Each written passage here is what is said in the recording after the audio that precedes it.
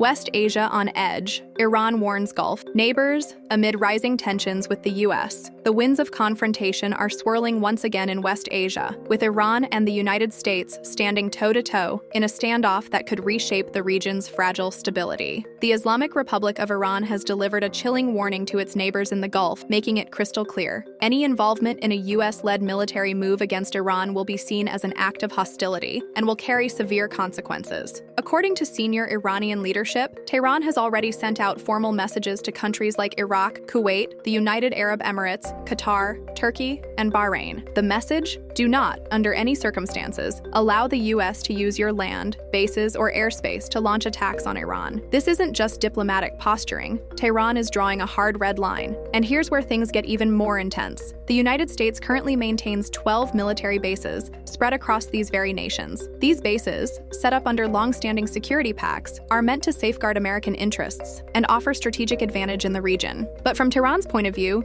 these installations look less like protective shields and more like potential launch pads for aggression. Iran's statement comes hot on the heels of direct threats from U.S. President Donald Trump, who has openly warned Iran to come to the negotiating table over its nuclear ambitions or face the consequences. But Iran is not backing down. Instead of jumping into direct talks, Tehran prefers a more cautious route, proposing indirect negotiations via Oman, a country that has historically played the role of quiet mediator between the two sides. According to Iranian officials, these indirect talks aren't just about diplomacy. They're a litmus test for America's sincerity. Is Washington genuinely interested in peace, or just buying time before a strike? Iran wants answers before any face-to-face meeting happens. This clash of strategies, Trump's push for direct engagement versus Iran's preference for indirect dialogue, has further deepened the divide. And it's happening at a time when the region is already simmering with tension, from the bloodshed in Gaza to the chaos in Lebanon and Yemen. The Gulf, which holds a lion's share of the world's oil reserves, is now caught in the crossfire, worried that any flare-up could spiral into something far worse.